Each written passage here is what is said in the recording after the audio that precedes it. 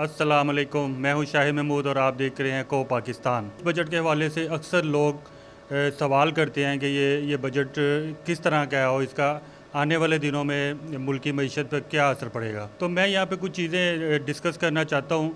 کہ بنیادی طور پر جو ایک ویلفیئر ریاست ہوتی ہے تو وہاں پہ جو سب سے اہم چیز وہ یہ ہے کہ ایک حکومتیں جو ہوتی ہیں وہ لوگوں کی تعلیم، صحت اور انصاف کی جو عمل درآمد پہ کام کرتی ہیں۔ یہ تین وہ ایسے ادارے ہیں جو کہ بنیادی طور پر ویلفیئر ریاست جو ہے اس کی حکومتیں چلاتی ہیں، اور انہی اداروں کے ذریعے عوام کو جو ہے وہ آسانیاں پیدا ہوتی ہیں۔ پاکستان کی تو بدقسمتی یہ ہے کہ یہاں پہ ایک عرصے سے جو حکومتیں ہیں وہ کمرشل اداروں کو چلا رہی ہیں۔ آپ دیکھ لیں کہ ریلوے، وابڈا، پی آئی اے، سوئی گیس، اس طرح کے بے شمار جو کمرشل ادارے ہیں وہ حکومت چلاتی ہے۔ اچھا، اور ان کمرشل اداروں میں جب بھی پیسے کی لین دین پرچیزز وغیرہ ہوتی ہے تو اس میں کرپشن ہوتی ہے۔ یہی وجہ ہے کہ پاکستان میں کرپشن کا انڈیکس بہت زیادہ ہے۔ اب ہونا تو یہ چاہیے کہ حکومت جو ہے وہ اپنے کرنے کے کام کرے۔ پاکستان میں پرابلم یہ ہے کہ چونکہ حکومت تعلیم، صحت اور امن و امان، خاص طور پر انصاف اور امن و امان کی جو فراہمی میں ناکام ہیں پاکستانی تمام حکومتیں، جس کی وجہ سے ملک میں معیشت اور سرمایہ کار جو ہے محفوظ اپنے آپ کو نہیں سمجھتا، اور سرمایہ دار سب سے ایک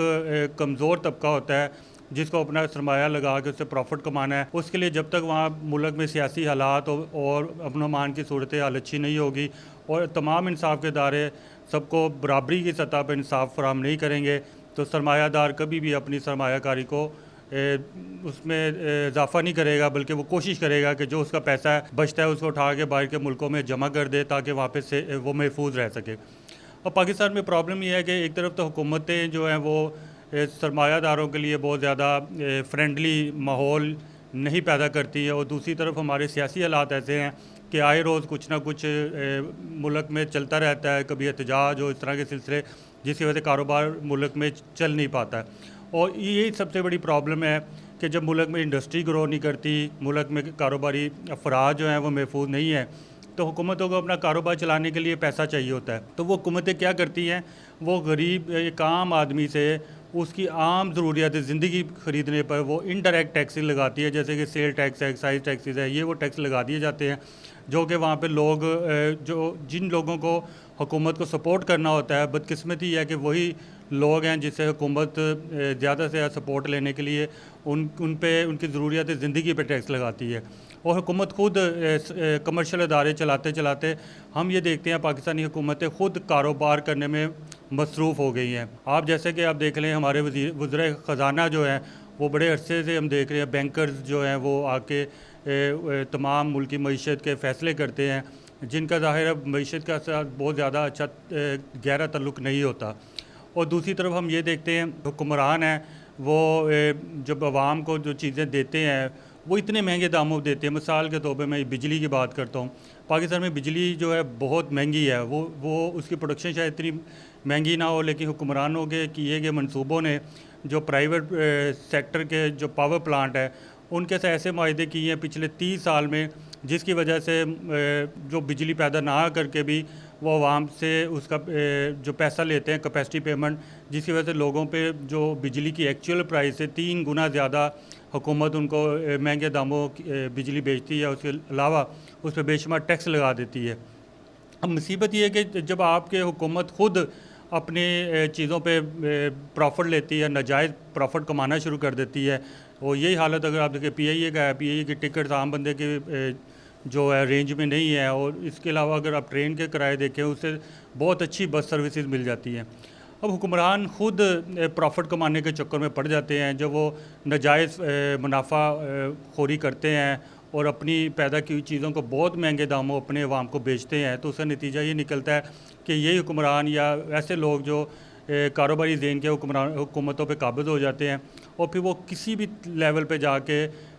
جو مہنگائی کو کنٹرول کرنے کی ان کے اندر ول رہتی نہیں ہے۔ ابھی بھی آپ دیکھ لیں جو بڑی بڑی انڈسٹری ہیں، جیسے چینی کی انڈسٹری دیکھ لیں، یا ایون آپ جو ہمارے بہت بڑے زراعت سے ریلیٹڈ جو جاگیردار لوگ ہیں، یہ وہ لوگ ہیں جن کو ٹیکس لینے کی بجائے بلکہ یہ خود سبسڈی لیتے ہیں، اور یہ سبسڈی بیسیکلی کیا کرتے ہیں، اس سے وہ سبسڈی خود لے لیتے ہیں، عوام کو اس کا فائدہ نہیں ہوتا۔ اسی طرح ہم دیکھیں जनरल सेल टैक्स पाकिस्तान में लगाया जाता है उसको किसी ना किसी बहाने हर साल उस पर बढ़ा दिया जाता है, कोई नई चीज़ों पे सेल टैक्स मज़ीद ऐड कर दिया जाता है। ये जो सेल टैक्स है ये बेसिकली इनडायरेक्ट टैक्सेस है। ये जो भी इंसान कोई भी चीज़ ख़रीदता है तो उसको ये टैक्स उसकी कीमत में शामिल करके देना पड़ता है। लेकिन पाकिस्तानी जो इस वक्त माहौल है, अब मुख्तलिफ जो हुकूमती महकमे हैं वो साज़बाज़ कर लेते हैं ऐसे लोगों के साथ, और फिर उनके साथ जो उस पर सेल टैक्स या कोई एक्साइज ड्यूटीज़ वगैरह उन प्रोडक्ट्स पे होती हैं फिनिश पे, तो वो ये मिल के यही महकमे और इनके सरमायादार वो टैक्स जो है हुकूमत को देने के बजाय उसमें से भी खुर्द-बुर्द करना शुरू कर देते हैं। यानी मतलब ये हुआ कि एक तरफ तो वो मुनाफा कमाते हैं और दूसरी तरफ से जो टैक्स है वो भी वो मुनाफे की सूरत में अपनी जेबों में डाल लेते हैं। यही वजह है कि मुल्क में जो माफिया बड़ी तेज़ी से ग्रो कर रहे हैं और हर वो बंदा यहाँ पे कामयाब समझा जाता है जो थोड़ा सा पैसा फेंकता है, उसके साथ बहुत सारा पैसा कमा के अपनी जेब में डाल के निकल जाता है। और लॉन्ग टर्म जो माशी पॉलिसियाँ वो ना होने की वजह से आपके हमारे यहाँ कोई बहुत बिज़नेस जो है वो लॉन्ग टर्म बेसिस पे चलता नहीं है और हर बंदा सिर्फ सरमायाकारी करके फौरी उसका प्रॉफिट कमाने के चक्कर में पड़ जाता है। इसमें आप देख सकते हैं हमारे यहाँ जो प्राइवेट हाउसिंग सोसाइटियाँ इतनी तेज़ी से जन्म ले चुकी हैं। आप वहाँ पे लोग जो है ज़मीन ख़रीदते हैं और उनकी फ़ाइलें बेच के उन पर अरबों रुपये कमा के और सरमाया सारा बाहर मुंतकिल कर लेते हैं और उसके बाद लोग जो हैं वो इन माफिया की वजह से सारी ज़िंदगी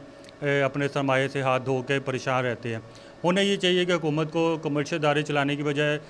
वेलफेयर के इदारे चलाए और ऐसे जिसमें इंसाफ और अमन को देखे, तालीम के इदारों को देखे और इसके साथ साथ सेहत के मामलों को देखे। लेकिन बदकिस्मती है कि हुकूमत सेहत के मामले में हो या हम तालीम के मामले में देखते हैं तो हुकूमत यही चाहती है कि प्राइवेट सेक्टर इसमें आगे आए, हुकूमतों को इस पर पैसा खर्च ना करना पड़े। अभी भी आप देख सकते हैं पाकिस्तान में तालीम का जो स्ट्रक्चर देख लें, हुकूमत ने तालीम से अपना हाथ खींच लिया है और जो थोड़े बहुत बच्चे कुछ इदारे हुकूमत के ज़ेर से चल भी रहे हैं तो उनकी फ़ीसें इतनी बढ़ गई हैं कि वो आम बंदे की पहुंच में नहीं है। अभी आप देख लें पंजाब यूनिवर्सिटी में चले हैं, इंजीनियरिंग यूनिवर्सिटी में चले हैं, इस तरह की जो यूनिवर्सिटी हैं इनकी फ़ीसों में पिछले 3-4 साल में कई गुना इजाफा हो चुका है और अक्सर लोग जो है वो इनकी फ़ीसें अदा करने के काबिल नहीं है। गरीब पे टैक्स लगता है और उसका जो सारा बेनिफिट जो एक ख़ास तबका